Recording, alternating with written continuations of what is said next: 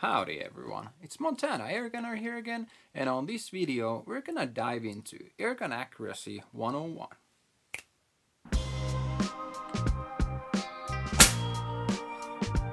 Yay!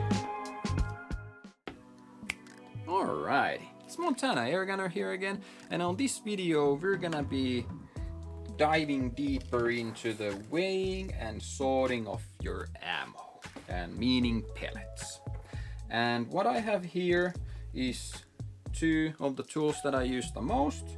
The most important one first, because everybody wants the most important one first, is a jeweler's scale. And this is not super expensive or anything. I've used it for 3-4 years and it's only like 20 bucks. But regardless, it's been serving me very well.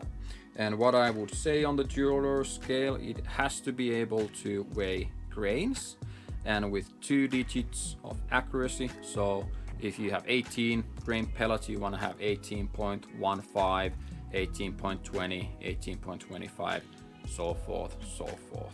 And the measurement needs to be accurate and consistent. So if you're weighing something, always check that the scale is on sturdy and level surface.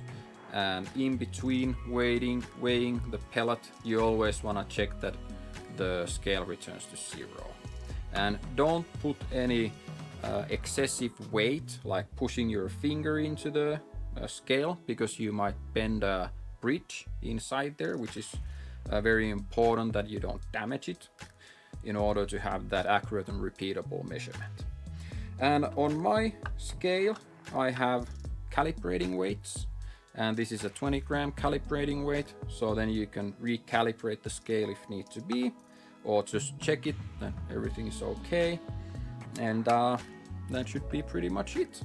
And there's nothing super special about weighing your pellets. I can show a video here how I do it on the background. Just wait for a little while for it to stabilize, and then take off the pellet, and then redo the measurement. And between every measurement, check that the scale goes to 0.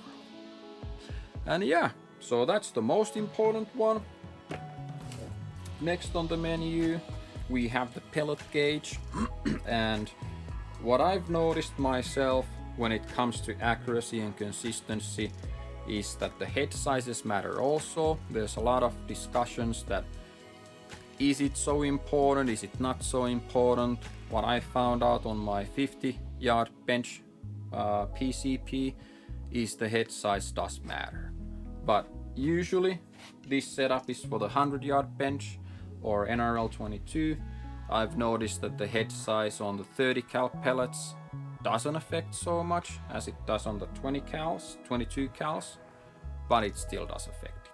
So if you want to use the extra time to do it, by all means you should do the testing yourself to see if it affects your setup. It does on mine. But regardless, on the 30 cal that I have here, you have different head sizes. So you will try to drop the pellet inside every hole, and whichever it goes through, that's the head size. And it's easier if you know what your PCB setup prefers on the head size. Then you can get a pellet gauge R, which has like 2 different sizes, so you can sort out the undersize and oversize that way. It's way faster, just like swirl it around and all the pellets will then drop into their places. So yeah, that's something that you can save a little bit of time on.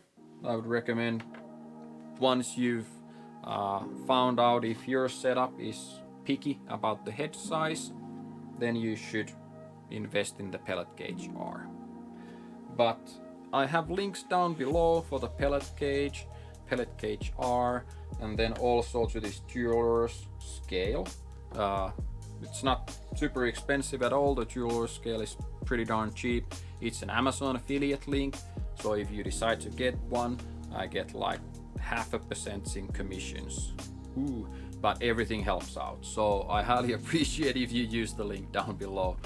But regardless, I hope you got some good and valuable information out of this video. If you have gotten some good valuable info, please consider subscribing, ringing the notification bells, leaving a like and comment. It really does help out on my channel. And as always, I highly appreciate your time watching the videos, and I hope you're doing well and staying safe under these circumstances, and see you on the next one.